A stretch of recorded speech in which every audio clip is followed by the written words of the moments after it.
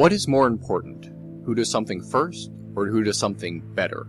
Should something that can be seen as unoriginal or an imitation be still worth experiencing? These questions come to mind when thinking about the 2007 motion picture Disturbia, directed by DJ Caruso of the Salton Sea fame and starring emerging Hollywood actor Shia LaBeouf. Disturbia is steeped in controversy.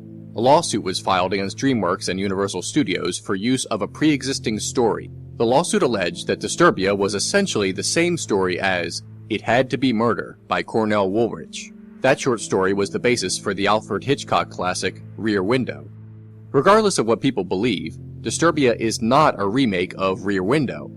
It is not a Rear Window remake officially. The studio that made Disturbia did not obtain the rights to Rear Window or the original short story, and it is not a remake in practice either. The films bear only a passing similarity to one another. Examined closely, they are almost nothing alike. Whether it is ethical to lift an idea or not, is Disturbia worth watching in and of itself? Also, if we do not watch it as its own entity, how does it compare to Rear Window? It is too easy to call it a ripoff, an unofficial remake, whatever, and dismiss it outright. It should be judged fairly. Let's look at the leading roles. In Disturbia, Shia LaBeouf played a 17-year-old high school student whose father recently passed away. LaBeouf's role in Disturbia has what one can call retroactive baggage. LaBeouf is not well liked on the snarky, sarcastic internet because of films starring LaBeouf released after Disturbia. LaBeouf is most known for his parts in the atrocious Transformers film trilogy and the disappointing Indiana Jones sequel, Kingdom of the Crystal Skull. Because of this, some may be wary of watching a movie starring him at all because he has been associated with such dreck, and his biggest role, that of Sam Witwicky in Transformers, is comical and frankly annoying. But one thing needs to be made clear: Shia LaBeouf is not a bad actor. He's a good actor in bad movies. He's a natural talent. He's not one of the greats, and he sometimes emotes too blankly. But beyond this, he is perfectly capable of being an actor and a leading man. He's obnoxious in the Transformers movies, but he is playing the part that was assigned to him. His character is supposed to be juvenile. He did not write the part, and most recently, he has begun to wisely distance himself from the franchise. In Disturbia, Shia LaBeouf handles the grief of his character with grace. He played his part well. What is most fascinating about LaBeouf is that he doesn't look like an actor who gets starring roles. He just looks like some schmuck. But that gives him something that some actors don't have. Shia LaBeouf is believable as a human being. In Rear Window, the leading role was helmed by film legend Jimmy Stewart, playing a middle-aged photographer named L.B. Jeffries. Stewart was sometimes known for his aw-shucks protagonists, but in Rear Window, he played a confident, world-traveling photojournalist who put himself in harm's way in order to take a picture. Comparing the acting styles of LaBeouf and Stewart presents us with an apples and oranges scenario. That can often be said of motion pictures from the 50s and earlier compared to those of later years. Modern actors do not typically act in the same style as seen in Rear Window. Today, they want to imitate humanity as they see it. The approach is about realism and a connection between the actor and the audience. Actors from Stewart's day tended to act as if their characters were larger than life, still going for broad, eccentric, or lavish performances. Various factors contributed to the style shift. Part of it was new ways of teaching acting like the Stanislavski method. Part of it was the emergence of Marlon Brando. Regardless of all of this, it is not entirely fair to compare the performances of LaBeouf and Stewart because their acting styles have separate goals. LaBeouf's was to mirror the human experience, and Stewart's was to showcase otherworldly intensity. Some call the 50s and earlier style the kind of acting we see in comedy today, but Stewart's performance is far from comical. He juggles being brusque with his girlfriend, childishly excited, and terrified all in one movie. The supporting cast in Disturbia does an adequate job of giving the film's world more depth. Aaron Yu plays Ronnie Chu, a horny teenager, with the style of a horny teenager, so that fit. Besides the villain, the only other character who plays a major role in the film is Sarah Romer as Ashley Carlson. Romer plays a good-looking girl. That is about it.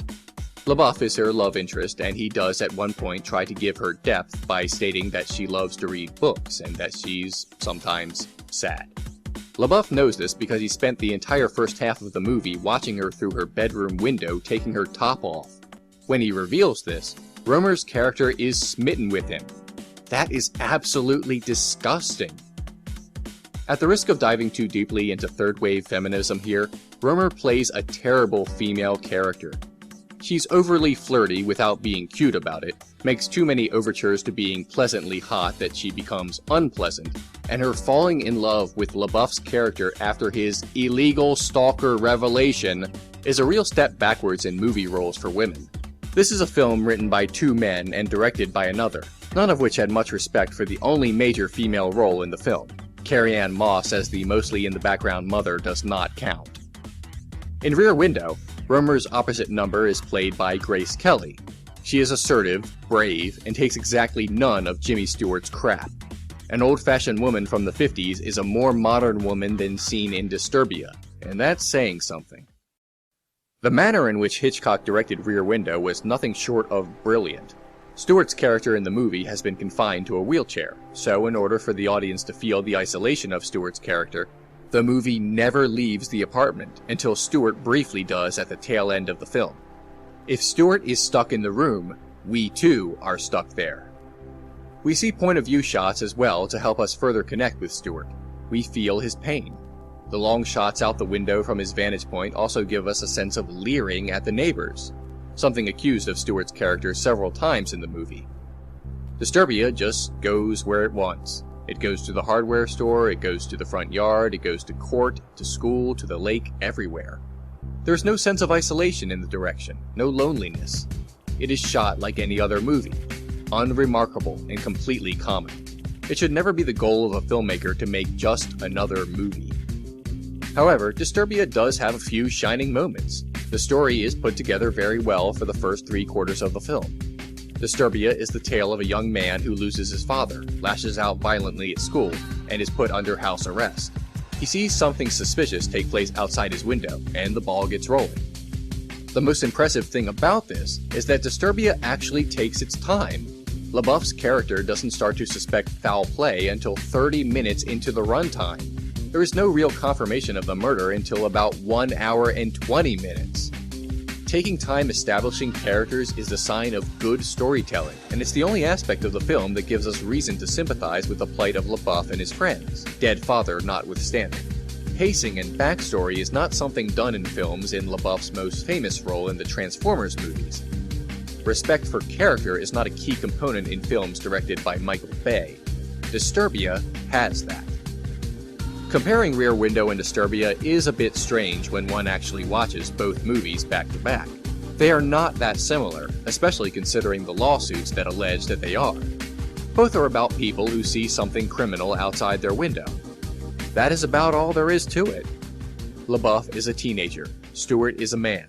This speaks to the new target audience of Hollywood, the younger the better. The motion picture industry used to be the domain of mature men, but it has, in places, become a childish wasteland. It's not the same movie, not even close. It's not even really a remake. Also, in all fairness, even with its myriad flaws, it is not a bad movie either. It received a lot of positive reviews, thumbs mildly up, and that's fair, that's reasonable. It's a not too shabby thriller that went off the rails in the third act. So much that it seems like someone rewrote the last few scenes after poor results from an unreliable test screening, or interference from an overzealous, intruding producer. It's worth watching, and not just for comparative studies. It's no Rear Window, but the fact that it can't compare to the Hitchcock film is only partly because the classic is superior, but also because the films themselves are not too comparable. Not enough common ground except in our expectations. Calling Disturbia a ripoff is too easy, and a one-word explanation is rarely enough to judge a film.